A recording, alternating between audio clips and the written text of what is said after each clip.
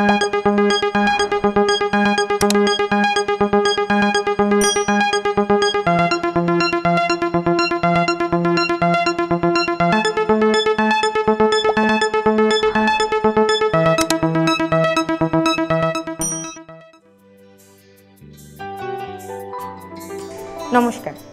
আজ থেকে আমরা আমাদের অনুষ্ঠানের দর্শক বন্ধুদের জন্য প্রত্যেক পর্বে খ্যাতনামা বিশেষজ্ঞ চিকিৎসকদের পরামর্শ শোনাব। অ্যাকচুয়ালি বেড়াতে যাওয়ার জন্য ঠিক কী কী সতর্কতা নেওয়া দরকার সেটাই আমরা শুনে নেব ডক্টরের কাছ থেকে। তাই আজ আমরা এসে পড়েছি বিখ্যাত হৃদরোগ বিশেষজ্ঞ ডাক্তার কুনাল সরকারের কাছে।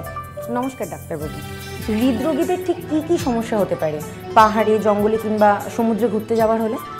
দেখুন, হৃদরোগীদের প্রথমত যে তারা একেবারে খুব জবুতবু হয়ে বসে থাকবেন, যে বেড়াতে পারবেন না, সে করবেন না, বা তাদের উদ্দেশ্যে সেইটা বলার চেষ্টা করব না। তাদের নিশ্চয়ই আমরা সবসময় এনকারেজ করি যে আপনারা ঘোরাফেরা করুন, get back to normal life. হৃদরোগেরও দেখুন নানান রকম প্রকারভেদ আছে।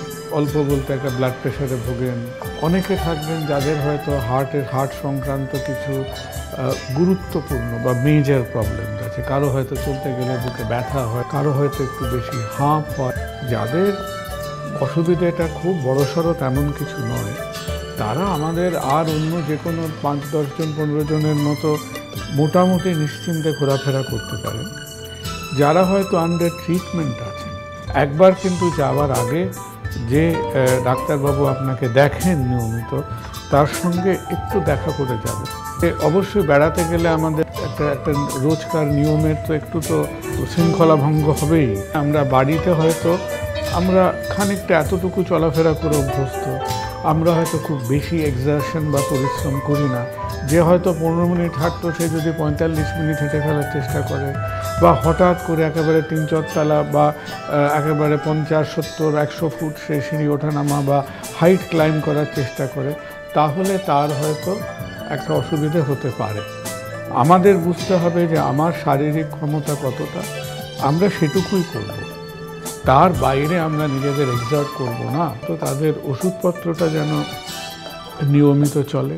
এবং আজকের দিনে আমাদের সামনে এত পত্রপত্রিকা, আমাদের সামনে এত ইন্টারনেট, সুতরাং ইনফরমেশনের তো অভাব নেই। যেখানেই হোক একটা ধারণা থাকা উচিত যে যদি আমার কোনো অসুবিধে হয়, আমার ওখানে আশেপাশে কি হসপিটাল আছে না আছে, কোথায় আমরা যোগাযোগ করতে পারি, তো একটু সেটা ধারণা নিয়ে যাওয়া উচিত।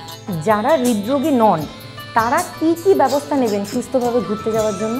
দেখুন, বেড়ানোটা তো আনন্দের বিষয়, এবং আমরা এই আনন্দের মধ্যে তো সত্যিকারের কেউ ভাবি না যে কখন ভূমিকম্প হবে, কখন বন্যা হবে, কখন প্রচণ্ড ঝড় উঠবে।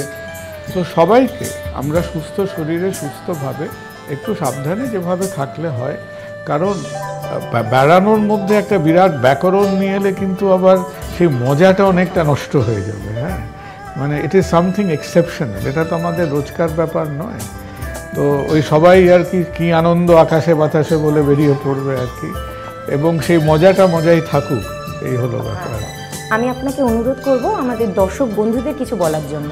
দর্শকদের উদ্দেশ্যে এটাই বলবো যে বেড়ানোর আনন্দ একটা অনাবিল আনন্দ, এবং আমরা বাঙালি হিসেবে আমাদের একটা সুনাম দুর্নাম যাই বলুন, দেশের যেখানে যাবেন না কেন, আমি পৃথিবীর এমন কোনো প্রান্তে বেড়াইনি যেখানে বেড়াতে বেড়াতে আশেপাশে পিছন থেকে 2-4টে টুকরো বাংলা শব্দ কানে শুনতে পাচ্ছি না, এমন জায়গা পৃথিবীতে হয়তো নেই বলতে গেলে। সুতরাং আমাদের অনেক অসুবিধের মধ্যে, আমাদের জীবনের অনেক ছোট বড় সুখ দুঃখের ঘটনার মধ্যে এটা আমাদের একটা আনন্দের জায়গা, এটা আমাদের আনন্দের জায়গা হয়ে থাকুক।